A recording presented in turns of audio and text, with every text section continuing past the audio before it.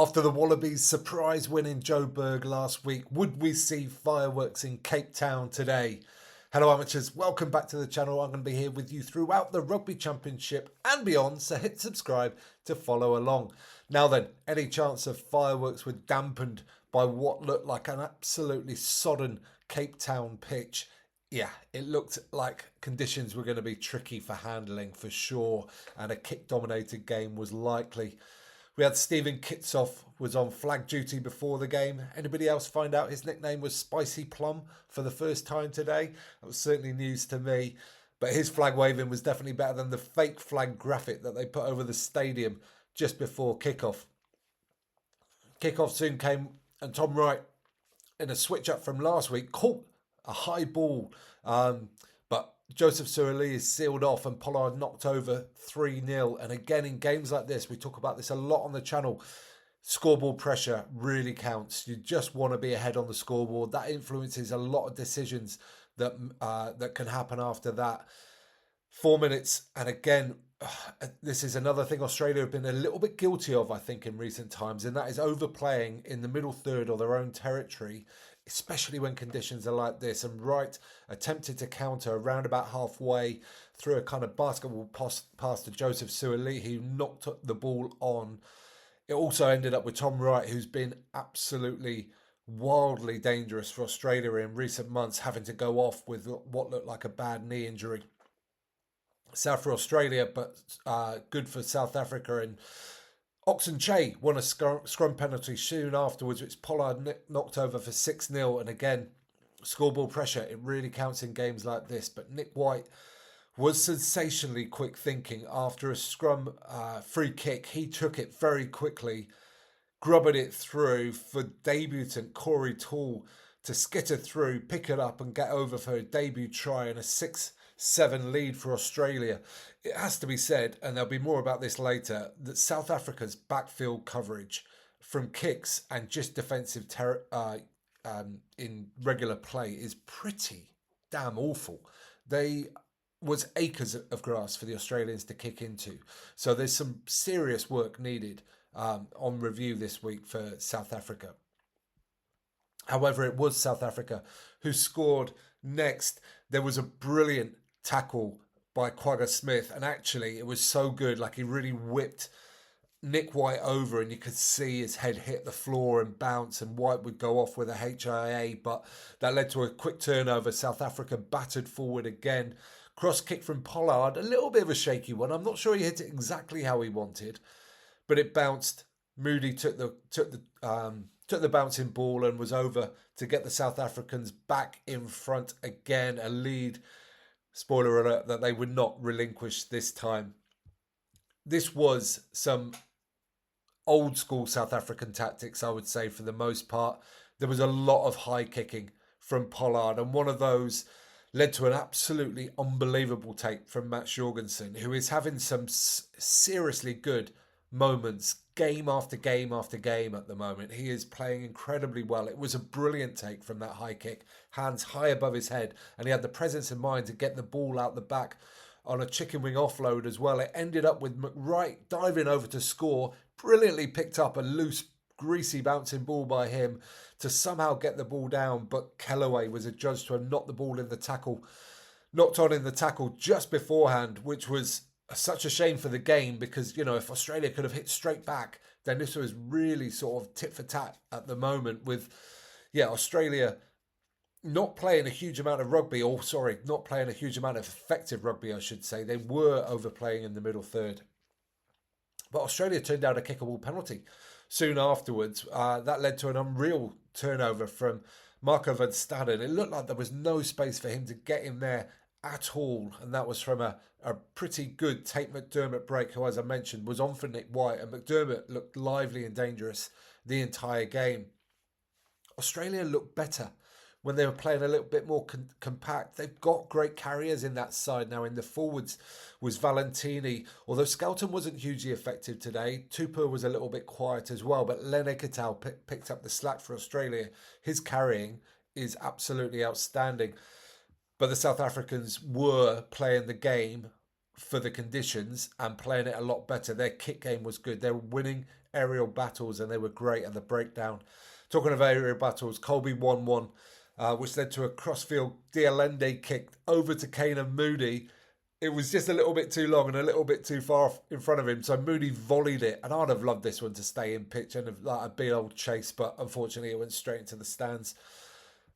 South Africa did get, South Africa conceded a penalty, and this is one of the most bizarre circumstances. You've heard of in at the side at the ruck, well, Marco van Staden managed to get all the way round the back of the ruck and come in from literally the reverse side, which is quite remarkable, really. This was a game, actually, there wasn't a huge amount of flow in this game, but there was tons of incident. There were lots of really interesting little bits and pieces, like along with a lot of handling errors, along with a lot of scrums and the like, and quite a bit of kicking as well. But shortly afterwards, Cheslin Kolbe got away down the left, kicked over, and Taniela Tupu somehow was in the back field and fielded that kick and kicked it out himself, all the while with a dislocated finger, which he'd done on the previous phase. So yeah, a lot going on. That led to Quagga Smith going over. Poor missed tackles. Actually, on reflection, seeing the replays at half time, I thought these were poor missed tackles, but actually the South Africans just got really good go forward from a line out set play. That led to Oxenche finding a hole with, I think it was Jorgensen caught between two players. He eventually corrected and got Che down, but that was another big carry. And then, another big carry from Smith, and Nick Frost and Len Ikitau will be really disappointed with their defensive effort there.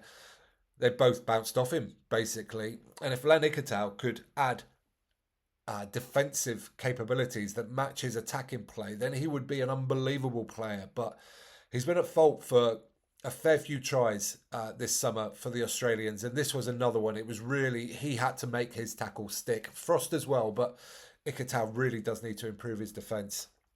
20 points to 7. Just coming up to half time. But Quagga Smith was off his feet as the ball emerged from a breakdown, and James O'Connor whacked over a penalty for 20 points to 10. And at this point, O'Connor's kicking boots were really on. That would change later in the game, and to big effect, actually.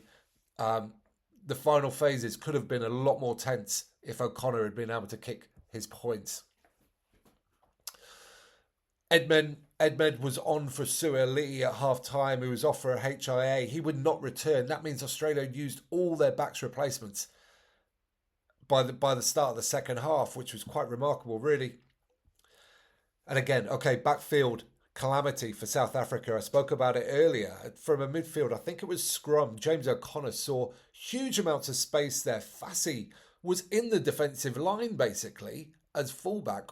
It's incredibly high, very strange setup from the South Africans. O'Connor saw the space, kicked it through. The bouncing ball favoured Jorgensen. He stole another try. He's so good at finding himself in the right place at the right time to get on the end of these kicks. And he's absolutely lightning with it. 20 points to 17, and it was game on. Eben Etzebeth onto the pitch as a replacement, was carrying incredibly strongly. He wanted to get stuck into this, I think, but he then knocked the ball on, and all momentum was lost once again. It was a game of errors. It was a little bit bitty at times, but James O'Connor had some lovely sleight of hands in times, especially when playing advantage. There were lots of little passes that were really, really subtle. Shortly afterwards, Len Ikitau missed a great opportunity to put Edmed away down the left. It was within Australian territory, but there'd been so much back and forth that the pitch was really spread. I think Australia might have had a really good chance to score from that, but the chance was missed. Ikitau tried a kick. It was half charged down. That led to a penalty for the South Africans for offside, and 23-17.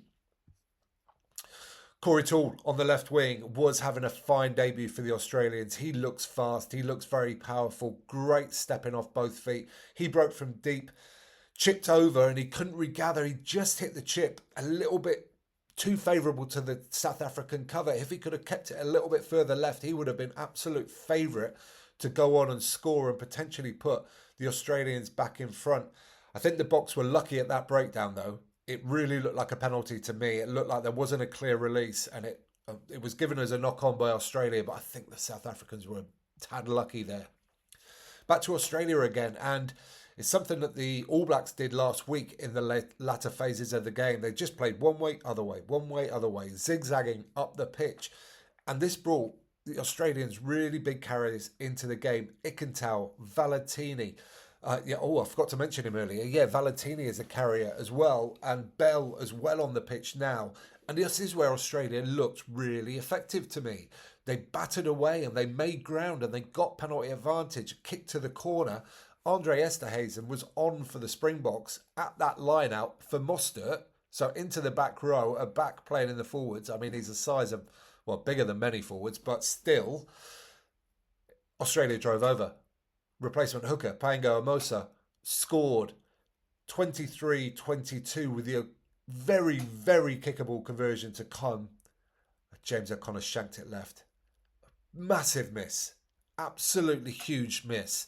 Like, just the confidence to get ahead after all that time in the game being behind.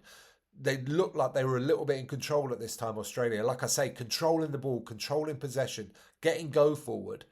And they deserved, or they would have felt they deserved, to go into the lead. And to not get that was a massive moment. And another massive moment happened soon afterwards as O'Connor tracked back, got the ball deep, passed to Callaway. It was dropping on him a little bit, but he looked up. He took his eye off the ball, knocked it on. South Africa got a scrum, now looking very dominant in the scrum.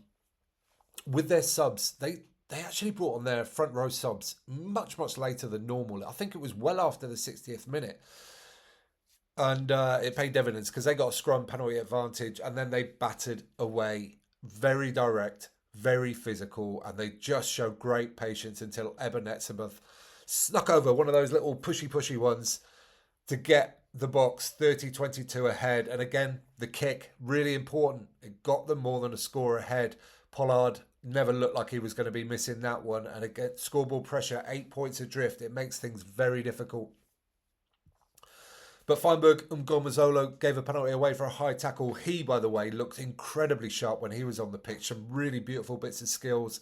Getting the ball from high so he can kick times. He just looks like such a talent. But it was his high tackle which led to a penalty. Australia chose to go for the kick, chose to try and get the bonus point in the bag and then go for the win afterwards. But O'Connor pushed that one right. They got another chance soon afterwards with Fassi with a deliberate knock-on around about halfway. That got him a yellow card, but O'Connor's penalty was just short. And the game was kind of summed up with the last play with South Africa rampant towards the Australian line. Jesse Creel in space on the left and Eben Etzebeth threw a wonky old pass which ended up going into touch. That was the game, 30 points to 22.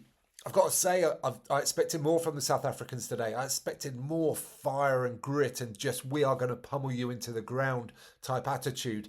They got the win, but this was far from perfect from then. Australia, I think, looked better when they kept things a little bit tighter. They got all these wonderful looking sort of set plays where there's looping going on and they play one way, then come back the other. None of that was particularly effective today. The handling was tough. I think they would have been more effective in the entire game if they just kept the game plan a little bit tighter.